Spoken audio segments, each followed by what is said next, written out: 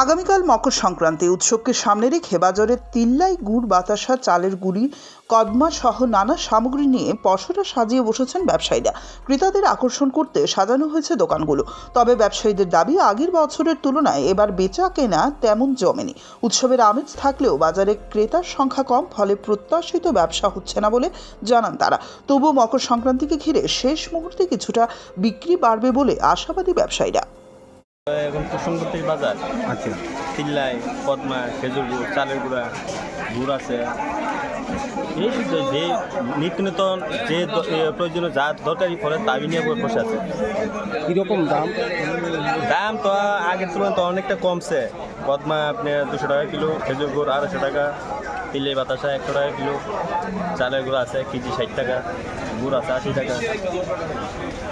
মানে গ্যাস এবার কীরকম করছেন, এইবার কীরকম? গ্যাস এবার থেকে এবারে তুলনায় বাজার একটু ডাউন আছে, কিন্তু জিনিসের দাম কমছে, কিন্তু বাজারটা আবার তো একটু ডাউন আছে।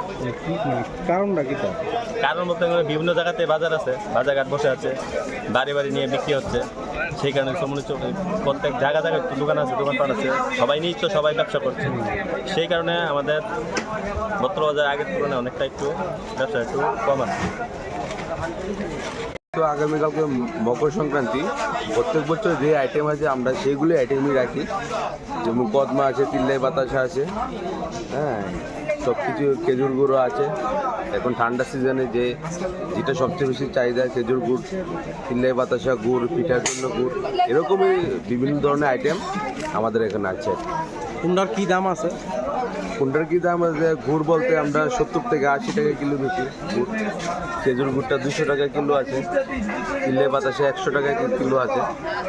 হ্যাঁ, এরকমই বিভিন্ন আইটেম।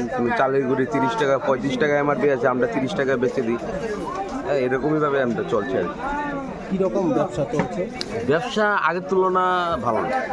আগে যেভাবে 5 বছর আগে যেভাবে ব্যবসা ছিল, অনেক মানুষও সেরকমভাবে করে না। আর ব্যবসা আগের তুলনাতে অনেক কম, মোটামুটি চলনসই আর কি। গ্যাসের বছর কেমন করছে? অ্যাভারেজ প্রত্যেক বছরেই ডাউন হচ্ছে ব্যবসা, প্রত্যেক বছরই ডাউন হচ্ছে।